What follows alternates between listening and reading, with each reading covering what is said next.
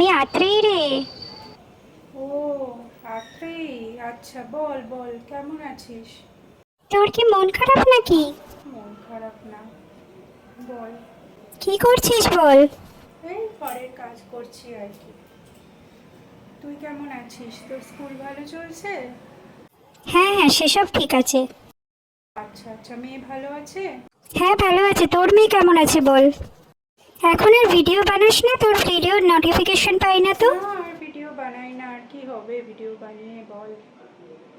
এই তো কবে থেকে, সেই 20 সালে একবার শুরু করলাম, কিছুদিন করলাম, 500টা সাবস্ক্রাইবার হলো, ছেড়ে দিলাম।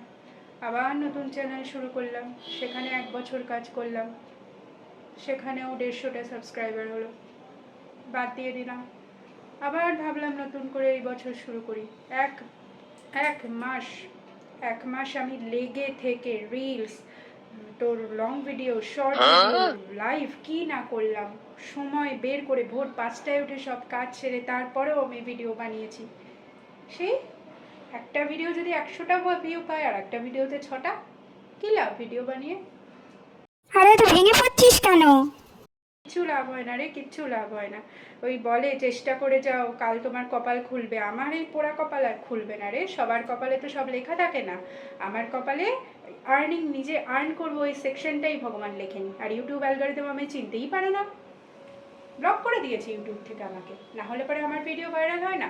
আরে লোকে ভাত খাচ্ছে, ভাত খেয়ে শুধু 3 বেলা লাইভ করছে, তাতে তার ভিডিও ভাইরাল হচ্ছে, তাদের 10,000 5,000 সাবস্ক্রাইবার, বেশি তো চাইছি না, 10,000 সাবস্ক্রাইবার হোক, একটুখানি অল্প কিছু টাকা হাতে আসুক, সেটাও আসে না। সাবস্ক্রাইবই বাড়ে না, কোনো ওয়াচ টাইমই বাড়ে না। 1 ঘন্টা 2 ঘন্টা দিনে ওয়াচ টাইম বাড়ছে, ওতে কী হবে?